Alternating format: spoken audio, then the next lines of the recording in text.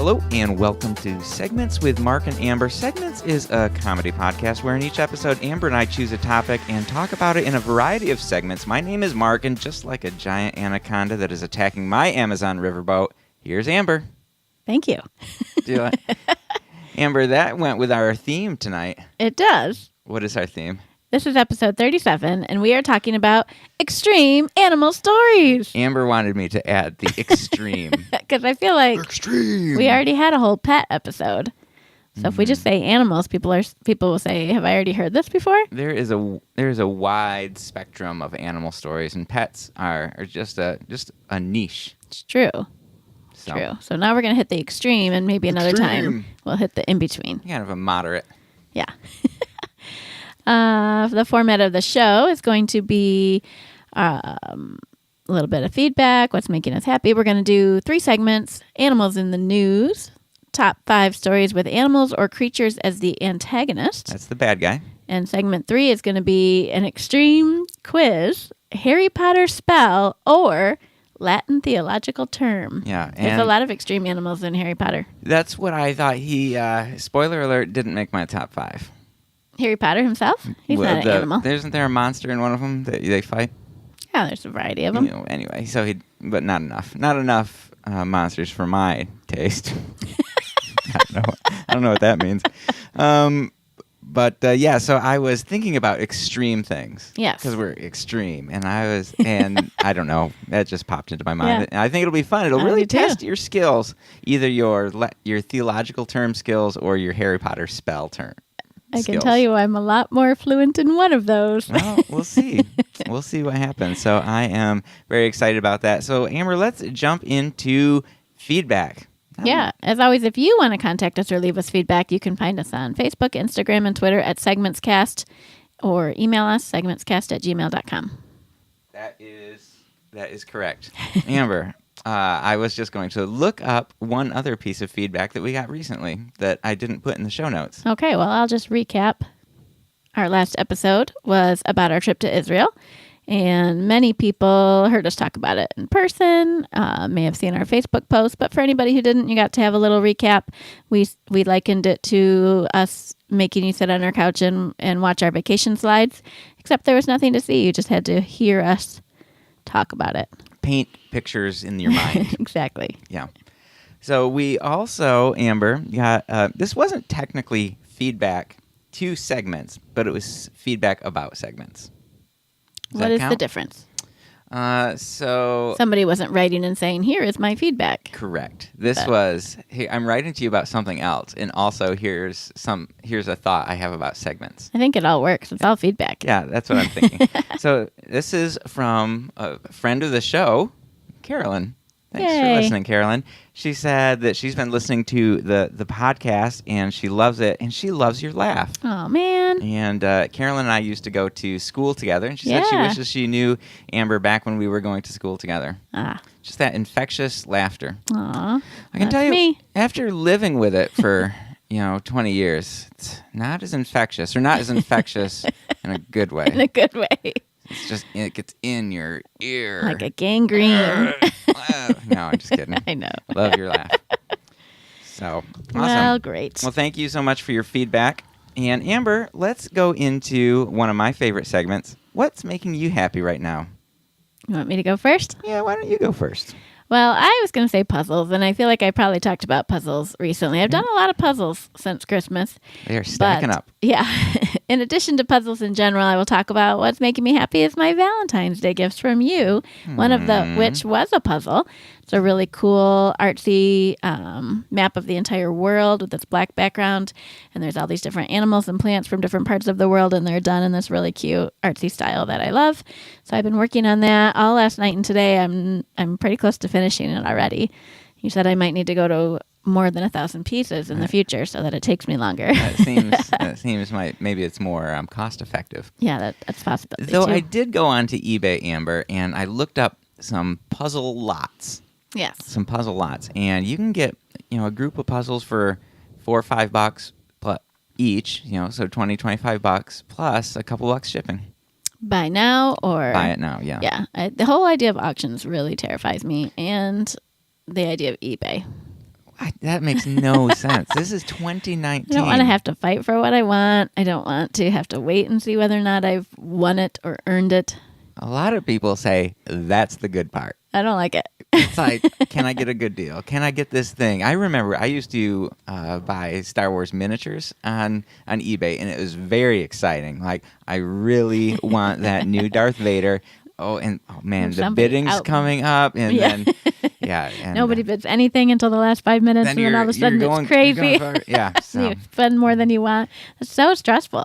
I will spend an hour and a half looking at different sites on the internet, finding what I feel is the best deal rather than deal with that. Well, I think you're crazy, but this is the new buy it now feature. New, as I in love like that a decade because of ago. people like me. Yeah, but I haven't gone back. Okay. Couple other things that I got for Valentine's Day that I'm super excited about is a new book by Rachel Hollis called Girl, Stop Apologizing. She also wrote a book called Girl, Wash Your Face. And this one is a shame-free plan for embracing and achieving your goals. And I'm really excited. All the chapters, they sound like something I need to work on. Things like saying I'm not enough to succeed, or I don't have time, or what will they think? I've thought all those things. And then I got another book called Six of Crows, which is sounds scary. Yeah, kind of a fantasy genre book. Looks right up my alley that I'm excited about. And some really cute owl Post-it notes. You nailed it, and you made me feel known.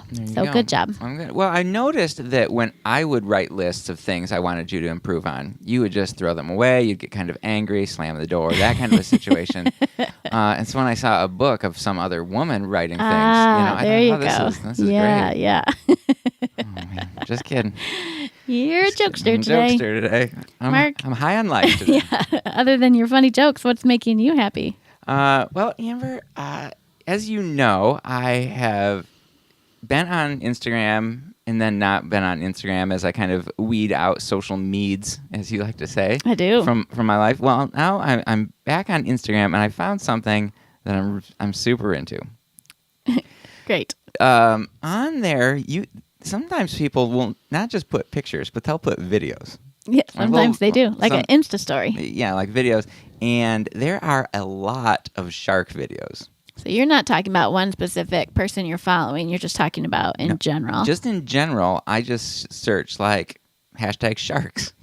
And and then I just watch, these videos of people swimming with sharks or some, exciting shark thing. The other day I saw one where there's this guy he was getting pulled behind a speedboat, and he was kneeling. What do you call that? I don't know. It's like a boogie board, but a knee board. A knee board. He was knee boarding, and he let go, and he swims back to his board, and wait, what's that under the clear blue water? It's a killer whale. Eek. Is swimming around this guy, kind of investigating him, and the boat is slowly trying to get back to him. It was terrifying. So ends up the internet is full of like animal videos. It's probably like what you want from Shark Week, but they have that one cool video and they draw it into an hour-long episode. Yeah. So you get to see that one little bit of coolness. Yeah, exactly. So this is just all the cool parts. And the other thing I've discovered on Instagram is that there's very, very good guitar players playing guitar. Really? Mm-hmm. And you can listen to them do like some cool things, maybe learn some new licks. Are they doing it in such a way like they want to show people technique and stuff, or is it just like they're showing off? Yeah, they're kind of like, look how great I am. Yeah. That kind of a thing. And it's great. And I'm surprised you could find a guitar player that does that. JK. So maybe it's shark videos, maybe it's Instagram. I don't know. There you go. That's what's making me happy. That's awesome. I'll see if I can fit that in. I have about an hour worth of Insta stories that I watch every day as it is. It's good. Maybe I'll talk about that next time.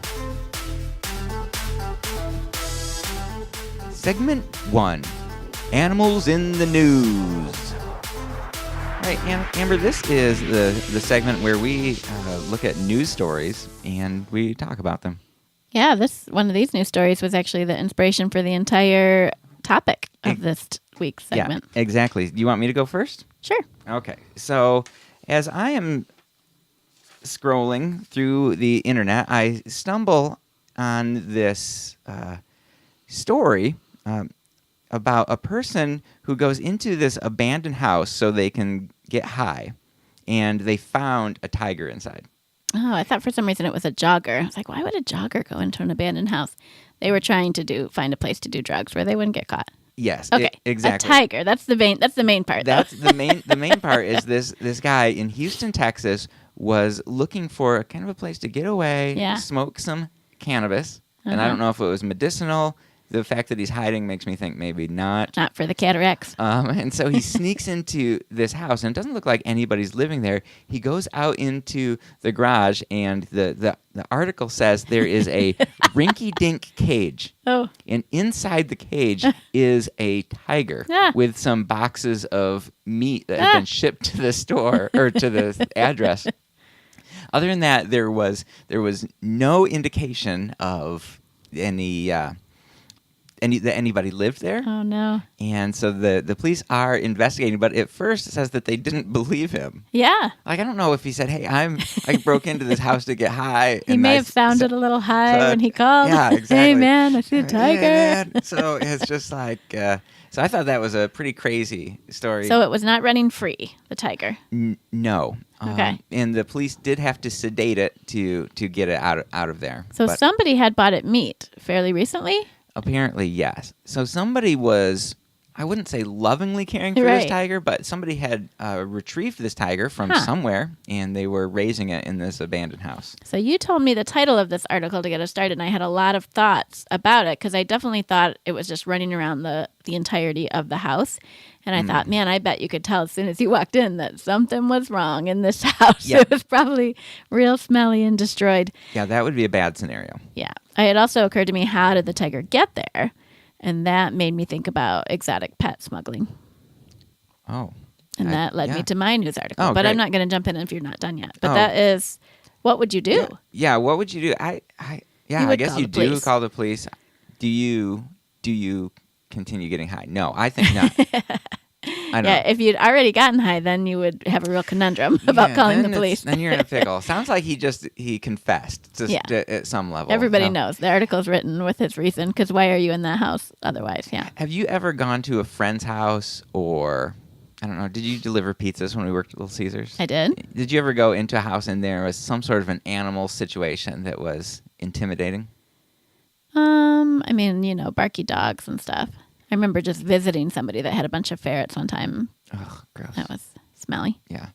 I remember when I used to deliver siding at Fox Brothers, showing up at houses where there's giant, terrifying, scary dogs. Yeah. And I'm not a dog person. No. And they definitely look at you as somebody invading their turf. And so I would open the door, unroll the window, and climb into the back of the truck, and then kind of push all the stuff out of the truck and then climb back in. Yeah.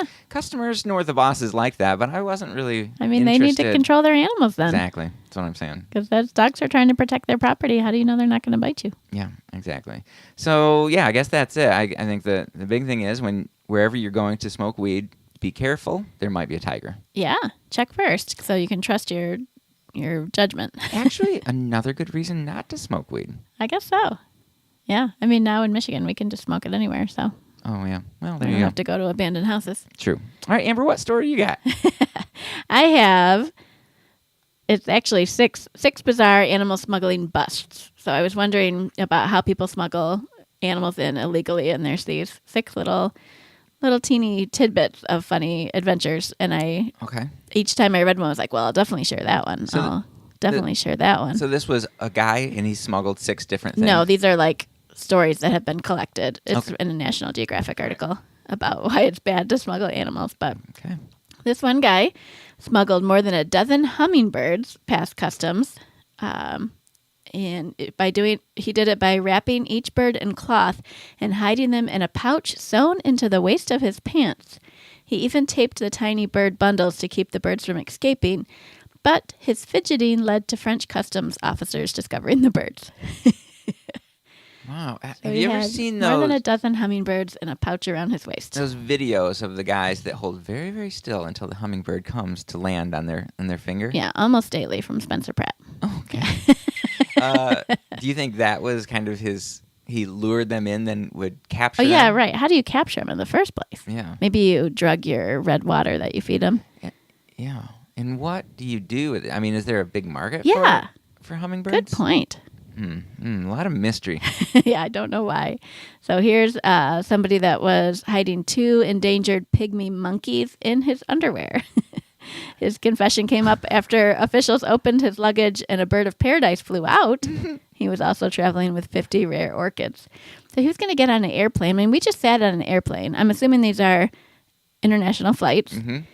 With 2 monkeys in his underwear. I just feel like there's so many things that could go wrong. Yeah. Imagine sitting next to somebody who's doing this weird, I would be calling security, weird fidgeting. That is crazy. I remember going through customs on our way back from Israel, thinking to myself, man, I do not want to tell him that I touched a donkey. Like, should I tell him that I touched a donkey? If you touch an animal, you might, And I was like, oh, I don't know. Is somebody, like, what if the people in front of me told him about that? Like, I'm going through all these things.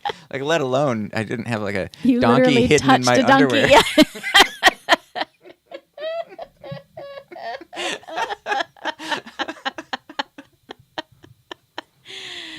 I want to make a joke about the other word for donkey, but... Oh, hello.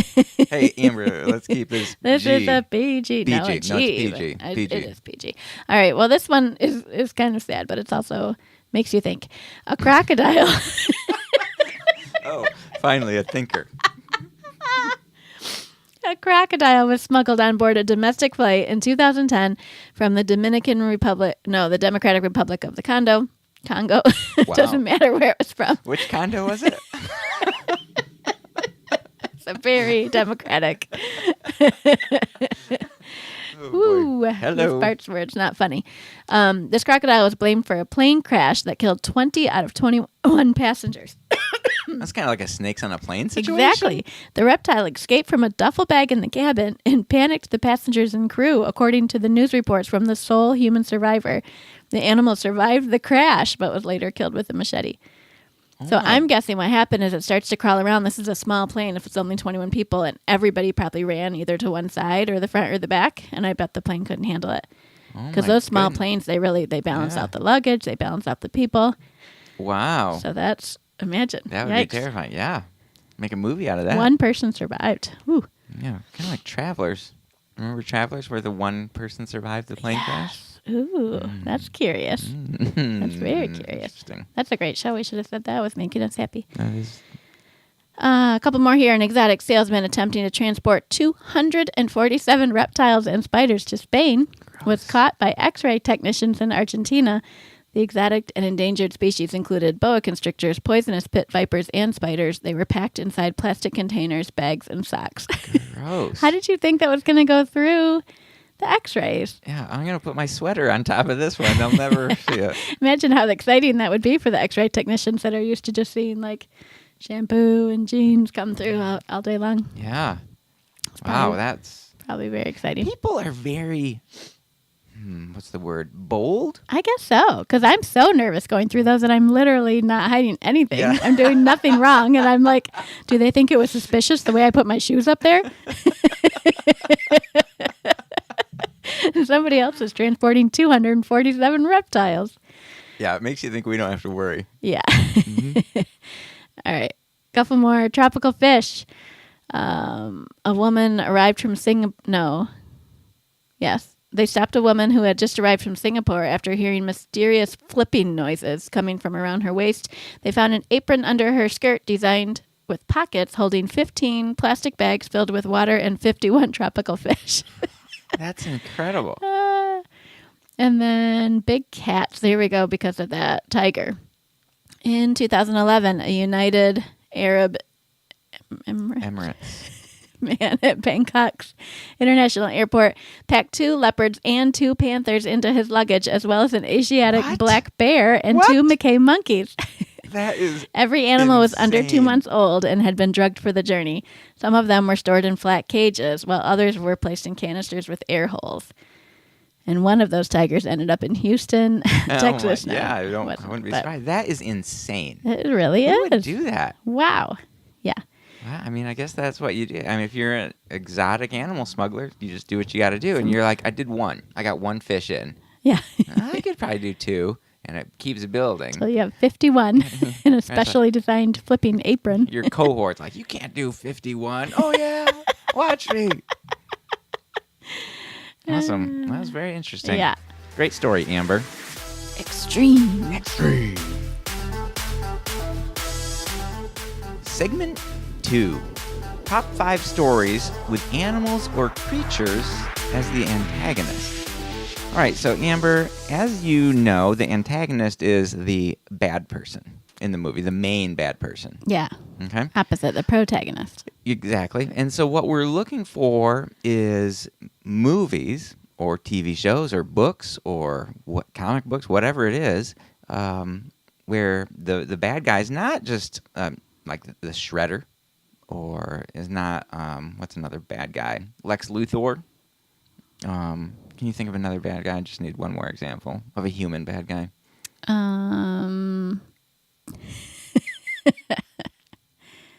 Nope. Wow. Bane. Bane. Oh, yeah. So it's not like that. This is these are animals. So. I was really focused on animals I right see. now. Yeah, I can tell. All right, Amber, do you want to go first? Do you want me to go first? You talk first, I talk first. I'll go first. Okay. My number 5 story with an animal antagonist is Jaws. Number 5 is the classic Jaws. I like that. Now, I have memories of this as a child, or maybe not a child, probably a young teenager, where it was very thrilling and exciting. I rewatched it not too long ago, or at least a big portion of it, and that movie's quite slow. Yep, that was 1975, I believe. Yeah, but it has a certain tenseness to it. It's very unsettling. It's unsettling to watch. There's a long scene with just the boat people getting drunk or something, but the whole time you're just thinking, is the shark coming? Where's the shark? Because they're on the water. Anytime now there could be a shark. Yeah. Did you notate what the main actor's name was? I can't remember his name, but he's kind of the Richard glass. Dreyfuss. Is that Richard Dreyfuss? No, I don't know. Yeah, it could be. Well, Richard Dreyfuss is one of them, but I'm thinking about the taller, more studious kind of. Maybe he's like the he's like the sheriff, or Roy Schneider is Chief Martin Brody. Chief Martin Brody. There it is. Richard Dreyfuss, I think his name is Matt Hopper. I think he was the fish expert with the boat. Yeah, and so you get. I watched it, man, probably within the last couple of years with Josh, and it seemed like there was a scene that I was like, oh man, I'm surprised that's in a PG movie or yeah, they didn't have PG-13 back then. A lot of PG movies this was 1975. Yeah, they're pretty risque. Yeah, but it was tense. I love sharks. As you know, and there's not very much of shark. No. Considering that's what the whole movie's about, you don't see it very often. Probably the special effects weren't great, so. Yeah, and there was something about the chief, the police chief, that he was just trying to deal with this situation. I don't know, and I liked kind of the slow. It was a little bit slow because 1970s movies were, but there was purpose to it. Yeah. Right? There's this character development Yeah, that you don't definitely. get in maybe a San Andreas. Yeah. Yeah. Which I wanted to put on my list, but that's not a creature. The antagonist is not human. Is a event. There's actually a lot of those. Yeah, that we would could be do a that whole another yeah, one. I think we should. Yeah. The soundtrack definitely added to, because you don't see that much of the animal. Yeah. But the Classic. soundtrack really makes it scary. Oh yeah, that's probably one of the most famous songs or the most really famous think it is. soundtracks in the world. Yeah. Pretty clever, whoever came up with that. Dude, yeah, because you just do it for anything that's scary now. Yep. That's great. That was my number 5, Jaws. And my number 5 was a little television series that ran from 2015 to 2017. Oh. I think you know what I'm talking about. Written by James Patterson. A little something we call Zoo. Oh, my goodness. Nice one. And Zoo... Everybody's watching it, I'm sure.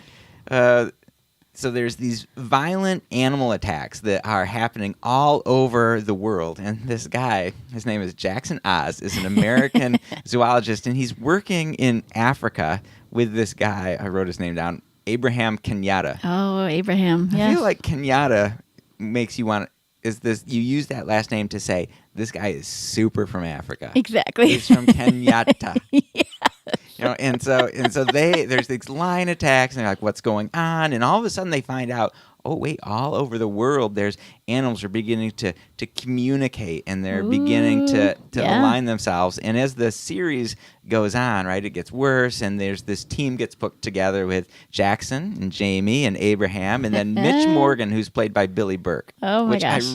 There's another show that Billy Burke was in. Yes.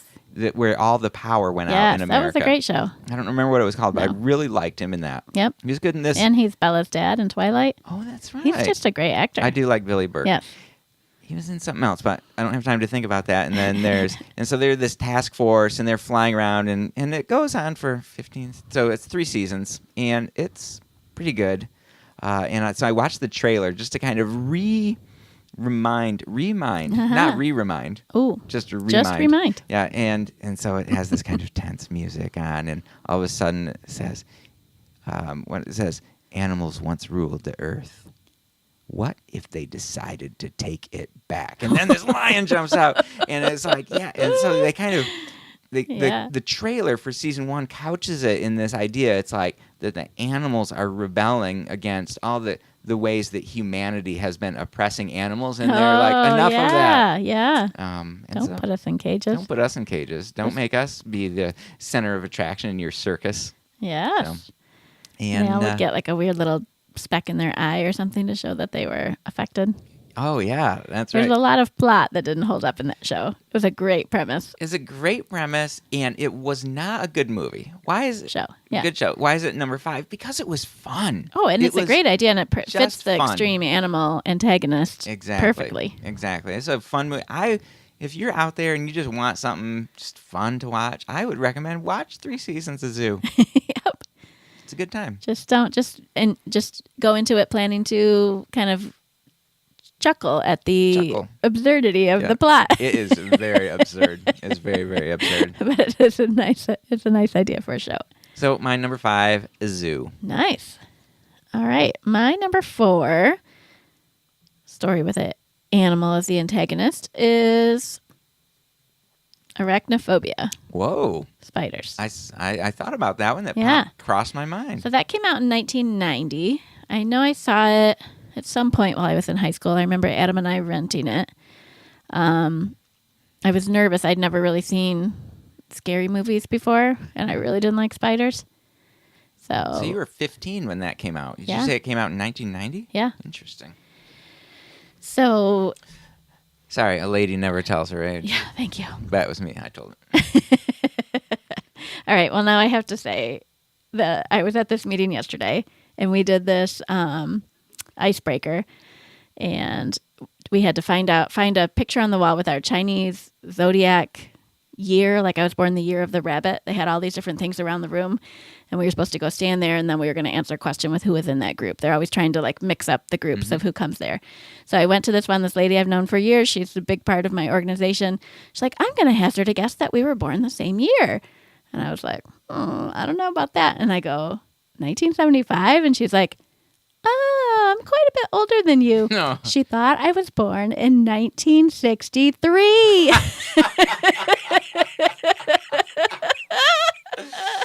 She thought I was 56.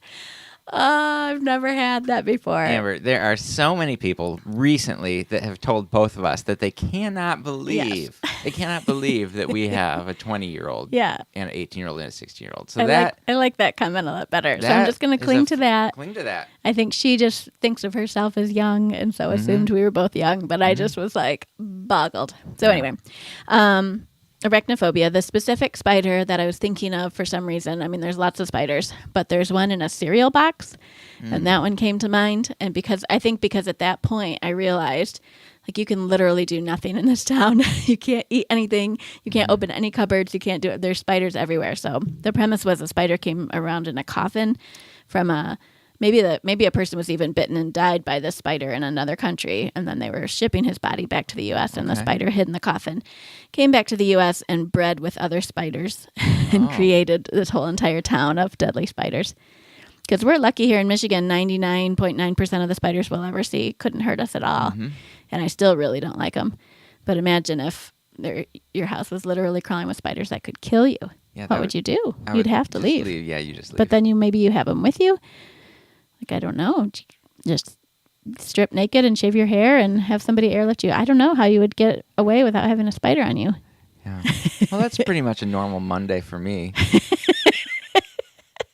Just kidding.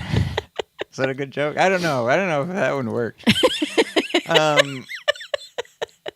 Yeah, I like it. I definitely watched that movie because I saw it. I thought, oh, Arachnophobia, it's kind of this famous one. And I was like, I have zero recollection of that movie. So I just watched it that one time. It does make you feel real, just creepy crawly. Mm-hmm. Like something could be crawling. Because there's a lot of scenes where somebody's not aware that there's a giant spider maybe on their head in the shower. That was a hard one, the shower. Because you feel the water on your head. Who knows if there's something crawling up there? Normally you'd feel a big tarantula or something crawling on you, but not in the shower. Yeah, so there was no like gigantic monstrous spider in Arachnophobia. They were all just not like Harry Potter gigantic, but just big, like a tarantula. Yeah, super gross. So my number 4, spiders from Arachnophobia. Right, good one. Amber, my number 4 movie where there's a creature as the antagonist is a little picture that I'm pretty confident that you saw, 1996, called The Ghost in the Darkness. Do you remember this? Oh my goodness, I do. This is you dove deep. Oh man, this it's based on a true story, historical adventure starring our friend Val Kilmer. Really? Yeah, Val Kilmer and Michael Douglas, and it is this story. I mean, obviously it's not. It's based on a true story, and it probably didn't have. I don't know what you would call that. It's like it's based on a true story. Yeah, that's what you say. That's what you say. And it's the account of the Tsavo man-eaters. Tsavo is a area of Africa. Oh, of Kenya. Kenyatta, where Abraham Kenyatta is from.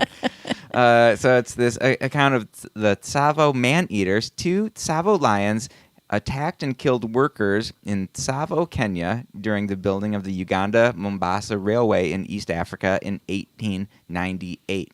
And so if you remember the movie, which I don't know if you do, that's 1996. That's even before Arachnophobia. No, it was 90. It's 6 years after Arachnophobia. And it's spooky. Do you remember? Do you remember that kind of 1800s? Yeah. There's the kind of Victorian English people, and they're like, "Oh, hey, heidi ho, we're going to build our train station." Pretty much. And of course, they're only living in tents. They're living in tents. Lots of tall grasses. And all the Africans that are working there, they're like, "No, there's something wrong here." Yeah. And Samuel, which is one of the African leaders, he's like, lions do not hunt in pairs. They hunt singly. Like, and he's like, these are not alpha. Are these even lions? What is it? And there's just these attacks and people getting killed. And it's a creepy but very fun movie. And you don't really see the lions that much in the movie. But people there's getting dragged down or whatever. A lot of dragging, a lot of killing. And yeah, I made me want to rewatch it. I probably haven't seen it in 10 years. I would be interested in that too. I think that's an example of a really well-told story because you just read the news about it and you think, well, that's really weird how that happened. And they were able to make it into this such a tense, mysterious thing. You know, I mean, it's an interesting story, but they really presented it well. Yeah, you're right about the tall grasses, and they're walking through jungle in different areas, and sometimes the lions attack in the daytime. Yeah, when they're waiting for them. Oh, they attacked here last night. We're going to watch here. Then they're attack at the other side the next night. And so it's like something is going on. And they're like, these are not lions. This is Ghost and the Darkness. Oh, yeah. I forgot all about that. Good one, babe. So my number 4, 1996, Ghost and the Darkness. Nice one. Well, we might have a little overlap on my number 3. Okie doke. My number 3 is The Siamese Cats from Lady and the Tramp. That was my number 2 and my number 1. Because there's 2 of them. There's 2 of them. Shoot. So I was trying to think of movies I might have watched as a child that would have had a scary animal or a bad animal antagonist. And I just remember being horrified by these mean, nasty cats. Poor lady. She's just trying to get used to having a baby in the house. And then that mean old aunt comes with those mean old cats, and they make fun of Lady, and they're mean to her, and they sing their little songs. They try to eat the fish, and then they're going to eat the baby. Oh, man. That's terrifying. And eat the baby. Or no. And then there's a rat. Somehow, Lady gets in trouble. She gets blamed for the Siamese cats, and she has to wear a muzzle and go outside. Poor little lady. Poor little lady. She just didn't know what to do with a baby in the house. They're just so mean. We had the Lady and the Tramp soundtrack on vinyl wow. LP when I was growing up. That's awesome. And we would listen to that. We are Siamese, if you please. And it was like this creep. You could. It was it's like super the creepy. song itself is just Hear like the cats walking. Yeah. You're like moving, kind of stalking through the Yes. house.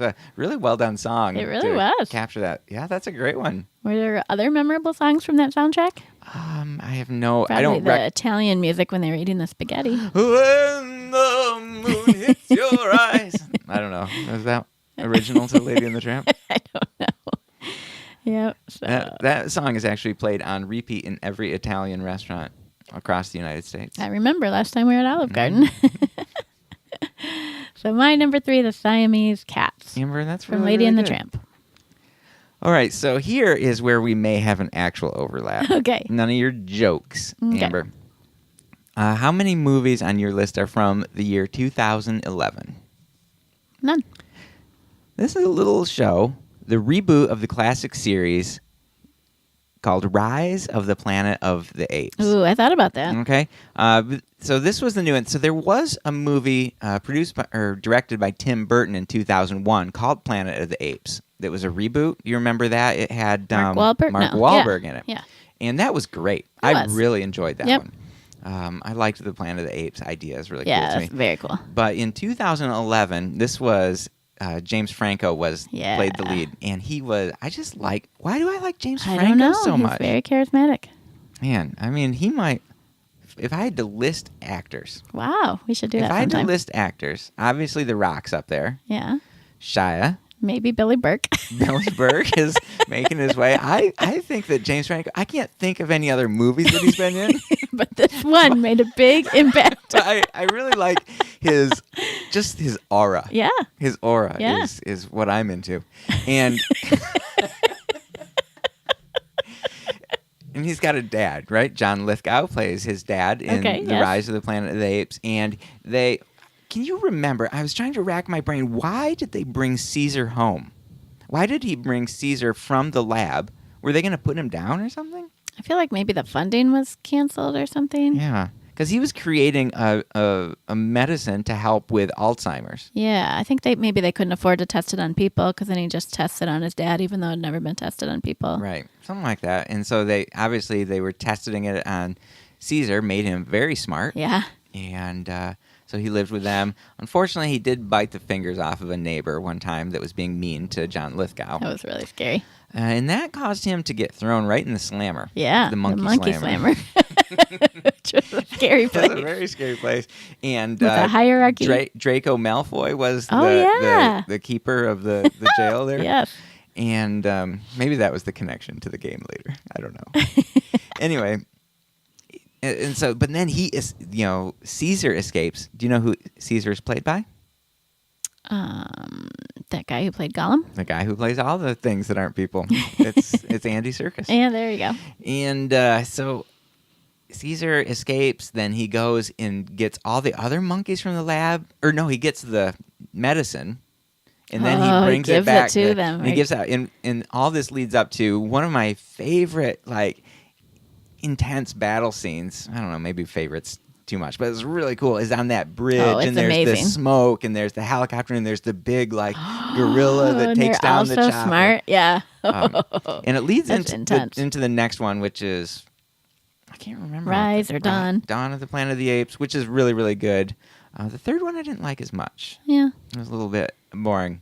But I loved this one.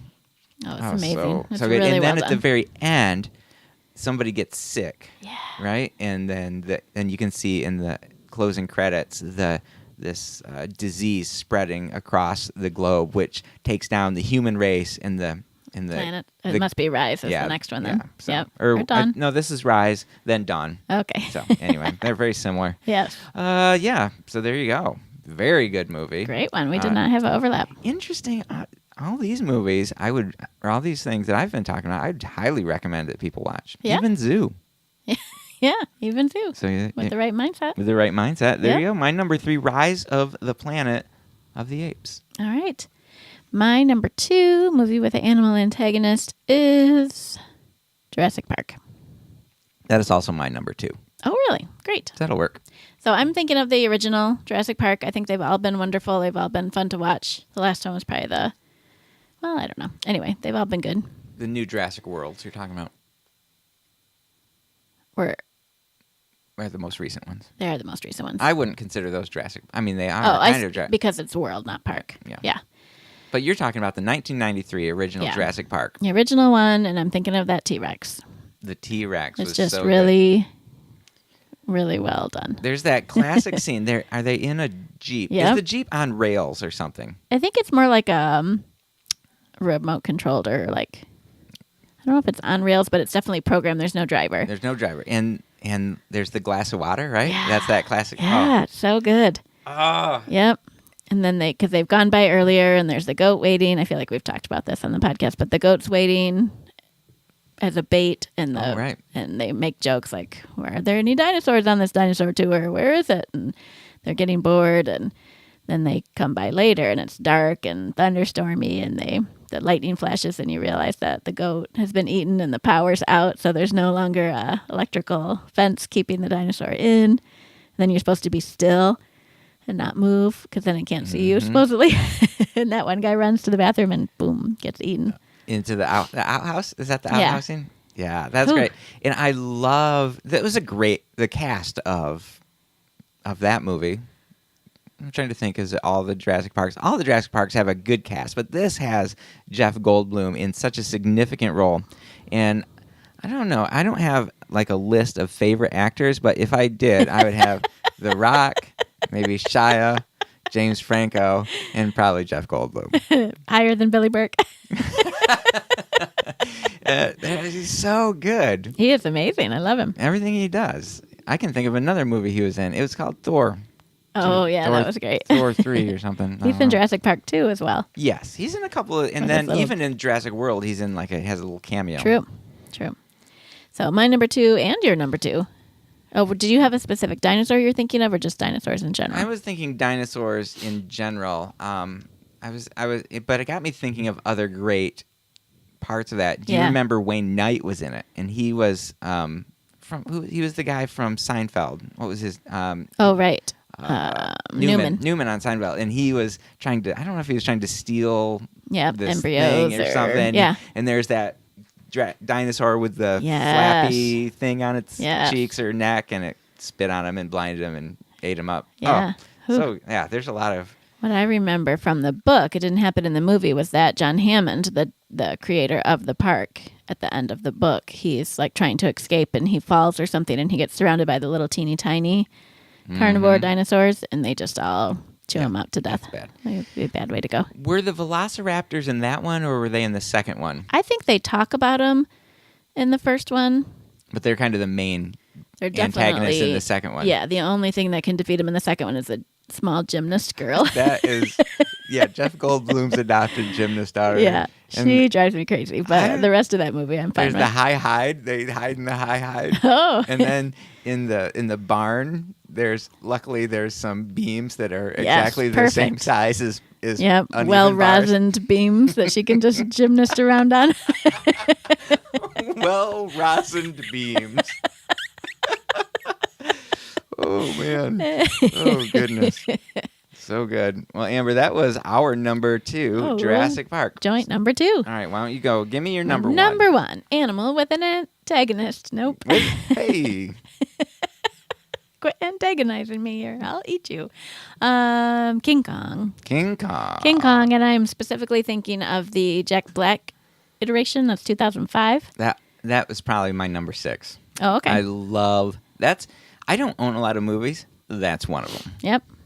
There's something about the way that they do it. I mean, there's been several King Kong movies, that have come out besides the original from a long time ago. But the way they introduced the island and the way the cast is, it's just all very, I don't know, it's not campy, but it's like, Yeah, oh, what's it's that pulpy. genre? It's Pulpy. There you go. Pulpy. Perfect.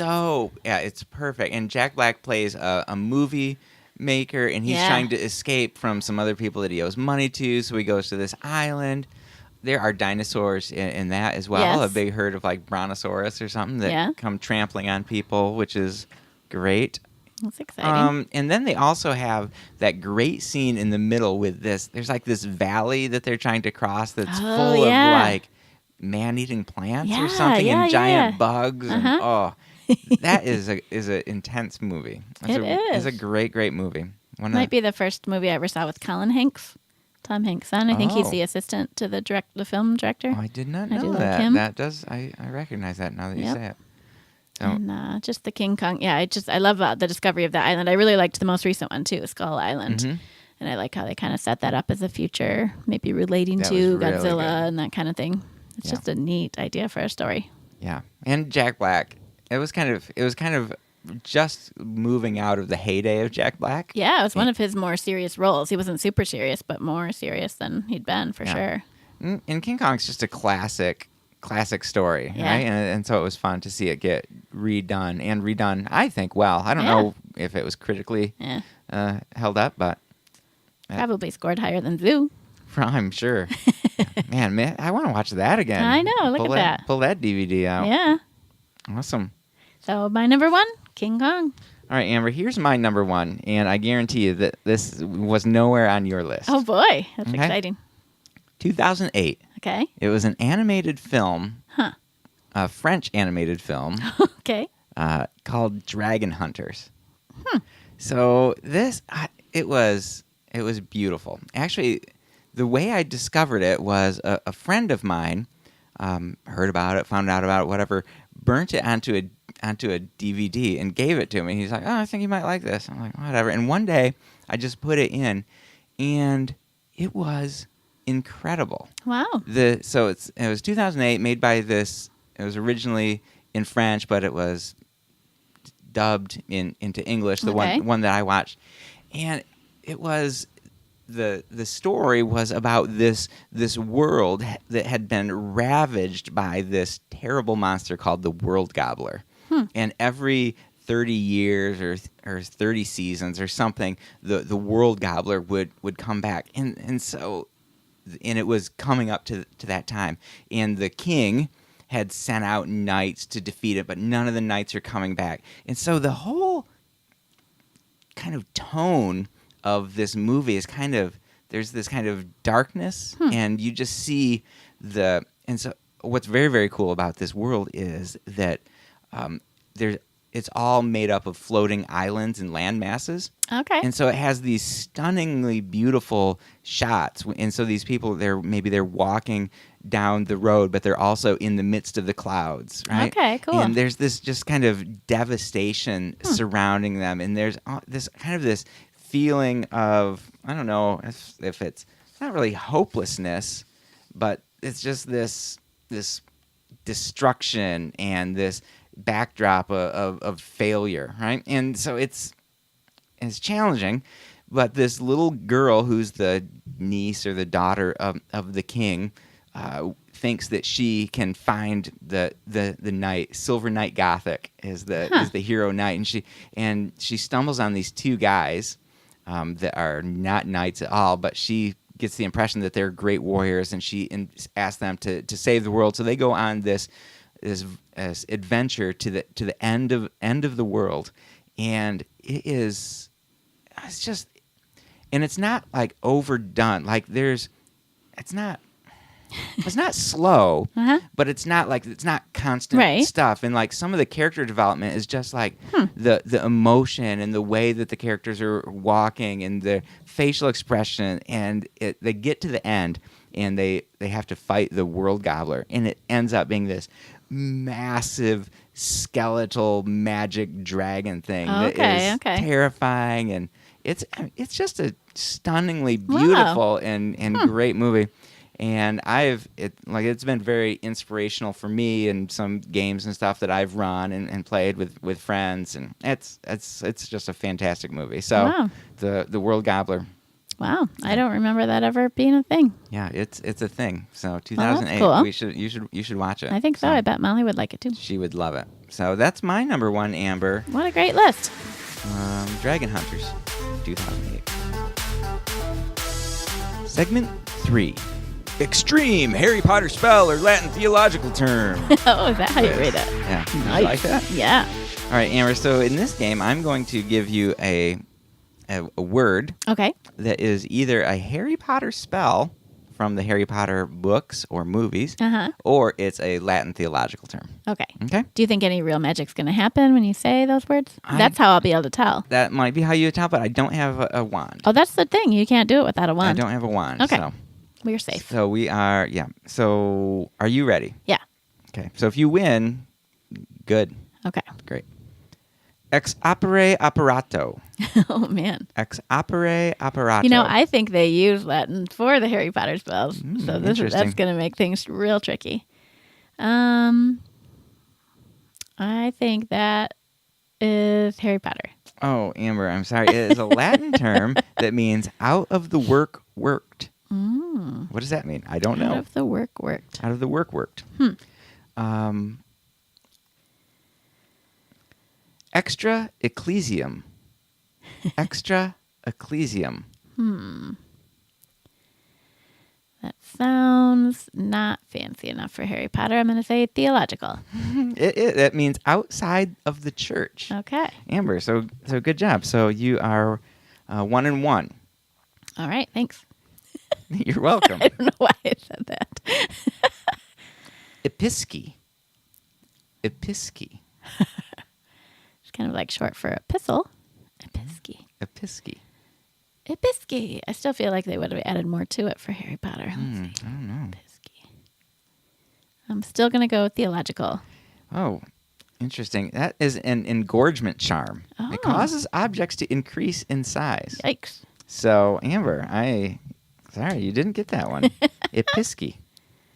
Tricked you. All right, number 4. Are you ready? You're not doing the well-known spells. Well, I didn't want to do like expecto patronum, Right. Because I thought you would get that one, Right. if I know it. Good point. Okay. Passe non peccare. Passe non peccare.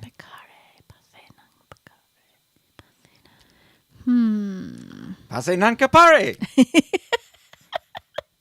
Or passe non capare. I don't think you have to pray it just because it's a theological term.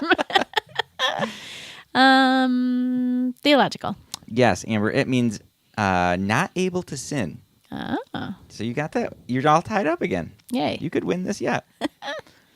Hominum revelio. Hominum revelio. Revelio sounds like Harry Potter. I'm going to go Harry Potter. Yeah, do you know what spell it is? They're going to be revealing something. They're going to reveal the hominin. Allows the caster to detect human presence. Oh, so okay. hominem maybe is hero. Humanoid. Human. Hero. Could be that too. Okay, here we go. Libera corpus. Libera corpus. Ooh. It feels like free the body. Harry Potter. It's a nonverbal counter curse to the levicorpus. Oh. So yeah, which it dangles, the levicorpus dangles victims upside down. And this one does This one stops that. Stop dangling. Libera corpus. You're free. Oh, there we go. I think that is what it is. Okay. Yeah. I mean, so what Jesus does for all of us, libera corpus. Nice. Nice. So it was kind of both. Textus receptus. Textus receptus. Well, they didn't have actual texting in Harry Potter. But they did in medieval Latin. I still think you can receive the text. Or text receptus. Ooh, I'm going to go back to theological. You are correct. It does mean Yay. receive text, Amber. That is the Greek text first published by Erasmus. Nice. So you are doing great. You're getting in kind of a flow here. Okay, let's see if this one tricks you. All right. Petrificus totalis. Petrificus totalis. That does sound like Harry Potter. I'm trying to think I feel like it had something to do with petrifying, like freezing somebody, turning them into stone. That's Harry Potter. Yeah, it's a full body bind curse. If you used the free corpus, liberis corpus, would you be undone from that or no? It does. So that one says it's only a counter curse to the leva Right. corpus. So I'm not. Oh, I'm man. not sure. You could try it, and maybe it'd be a partial kind of a Okay. situation. I don't know. You might have to reread the series. All right. Priori incantato. Priori incantato. Number 9. Priori incantato. I'm going to prioritize this incantation. I think it's a theological term. Actually, Amber, it creates an echo of previously performed spells. Oh, nice. That's a Harry Potter. Huh. Okay, we just have 2 more. Okay. You're doing great. You got 1, 2, 3, 4, 5, 6 right and 3 wrong. Okay. Okay. Deus absconditus. Deus absconditus. Absconding with something. It feels like a Harry Potter. Harry Potter. Amber, it's actually a theological term Man. that means the hidden God. Ooh, we've absconded with God. Absconded with God. Deus. Okay, and this is the final one. Okay. 1, 2, 3, 4. You're going to win either way, Phew. which is unfortunate. I like to trick you. You know I like to Well, trick this you. was challenging. I didn't get them all right. Infralapsus. Infralapsus. Infralapsus. Infralapsus. Infralapsus. Theological. Amber, that is correct. It's Latin for infralapsarianism. I thought it sounded familiar. Yeah. So, Amber, you did great. You 1, 2, 3, 4, 5, 6, 7 right. 7 right Nice. out of 11. And so that's probably a B. Okay. So I don't know. So did that have anything to do with animals? No, but was it extreme? Yes. It was pretty extreme, pretty and there extreme. are a lot of extreme animals in Harry Potter. Exactly. And in the Bible. Like the great sea dragon, Leviathan, Leviathan, Behemoth, Balaam's donkey. Yes. You got a lot more than I did. So that was fun. Amber, great job. You won. Oh, thank you. Good job on that quiz. We want to thank all of you for joining us, and we would like to hear from you.